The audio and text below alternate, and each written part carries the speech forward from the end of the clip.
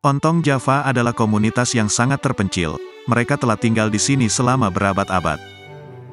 Desa-desa ini dibangun hanya beberapa senti di atas permukaan laut, dan di wilayah Pasifik ini, permukaan laut naik 3 kali lebih cepat dibandingkan tempat lain. Para ilmuwan iklim sering menggunakan atol ini sebagai contoh, bagaimana kenaikan permukaan laut mempengaruhi manusia.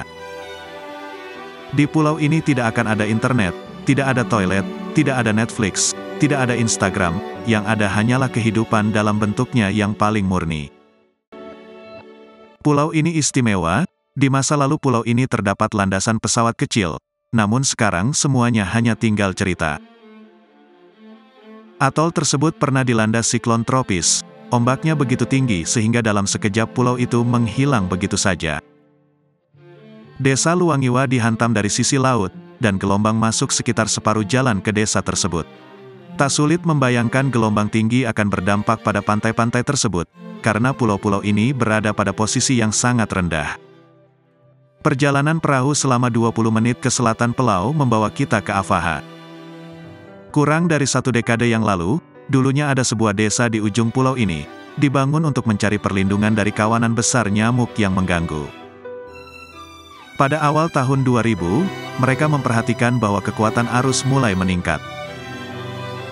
Mirip sekali dengan Pulau, ujung pulaunya terkikis dan pasirnya terdorong ke laguna tempat semua rumah mereka berdiri. Ketika penduduk pulau menyadari pantai semakin dekat setiap hari, mereka memutuskan untuk membongkar rumah mereka sebelum material berharga tersebut hilang ke laut. Banyak sekali cerita dari mereka yang merasakan dampak erosi pulau-pulau ini. Misalnya Donald, dia kehilangan rumahnya saat badai. Sehari dalam kehidupan di Ontong Java seperti hari libur bagi orang Eropa, para lelaki biasanya pergi memancing sekali atau 2 kali seminggu. Mereka pergi ke terumbu karang dan menggunakan tombak, atau mereka naik perahu dan memancing dengan umpan hidup. Wanita dan anak-anak bertugas membersihkan rumah mereka dan menjaga pantai tetap rapi, tidak ada sehelai daun pun.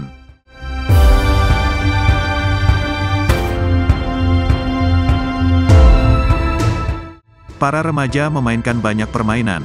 Di malam hari, mereka bermain sepak bola atau bola voli. Ketika para laki-laki tiba di rumah setelah seharian memancing, para perempuan memasak makanan mereka, namun beberapa pria cukup progresif untuk membantu pekerjaan rumah. Pekerjaan berat dalam kehidupan sehari-hari datang secara berkala ketika atap rumah perlu diganti. Para lelaki muda dan kuat berangkat ke pulau-pulau ini dan mengumpulkan daun-daun dari pohon-pohon ini. Mereka mengikatnya menjadi satu dalam tumpukan besar dan memuatnya ke perahu. Daun-daun tersebut kemudian direntangkan dengan hati-hati pada sebuah tiang yang ditancapkan di pasir. Mereka dibentuk menjadi lembaran, sebuah pekerjaan yang biasanya diperuntukkan bagi para wanita tanpa memandang usia. Setelah selesai dibuat, kemudian dijemur di bawah sinar matahari, dan ini adalah pekerjaan yang melelahkan, tapi satu keluarga telah mengubah ini menjadi bisnis mereka. Semua putra dan putri, keponakannya bekerja sama dan dapat disewa untuk membuat atap jerami ini untuk Anda. Setelah selesai, mereka menawarkan layanan pemasangan di atap rumah Anda. Jika Anda tidak ingin mengeluarkan uang, Anda dapat meminta bantuan teman Anda, namun sebagai rasa hormat, Anda diharapkan menyiapkan makan malam untuk semua orang. Bagian dalam pulau-pulau ini ditutupi oleh hutan tropis yang lebat. Berjalan lebih jauh ke pulau-pulau ini Anda akan tiba di kebun makanan, dan hanya 2 pulau terbesar yang mempunyai lahan subur seperti ini, dan berperan penting bagi kelangsungan hidup komunitas ini. Topik relokasi massal di tengah masyarakat adalah sesuatu yang didiskusikan orang satu sama lain. Orang-orang yang berpendapat positif mengenai topik relokasi seringkali mengatakan bahwa mereka ingin pergi ke Isabel atau Malaita, namun alternatif termudah sejauh ini adalah Honiara. Ibu kota Kepulauan Solomon adalah tempat perpaduan bahasa dan budaya, dan ada lebih dari 80.000 orang yang tinggal di sini. Ada universitas, akses internet, ada pasar yang menjual makanan segar, pakaian, dan barang elektronik. Kota ini berjarak 3 hari perjalanan perahu dari Ontong Java, dan penduduk pulau telah pindah ke sini sejak awal tahun 60. Pemukiman ini berada di antara jalan raya dan laut, dengan sungai di satu sisi dan rumah sakit di sisi lain. Terdapat lapangan sepak bola di tepi laut tempat anak-anak bertemu di sore hari untuk bermain, seperti yang mereka lakukan di atol.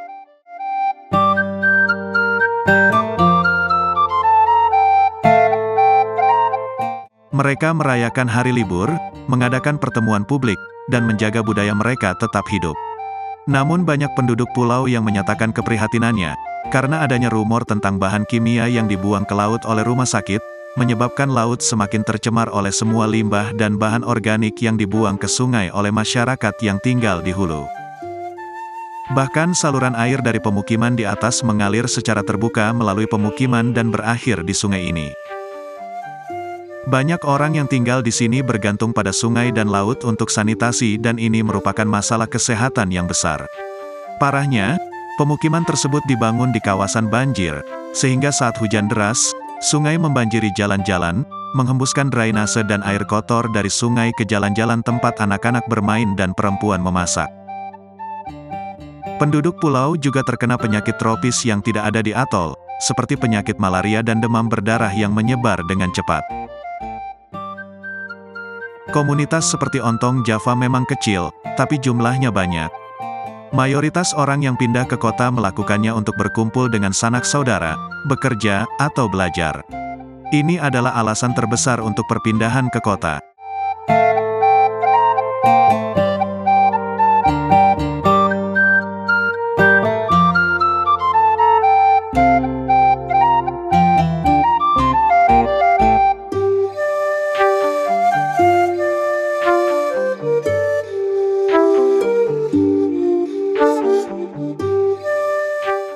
Beritahu kami pendapat Anda mengenai Ontong Java, surga yang hilang, dan jangan lupa untuk tinggalkan pendapat Anda di bagian komentar di bawah.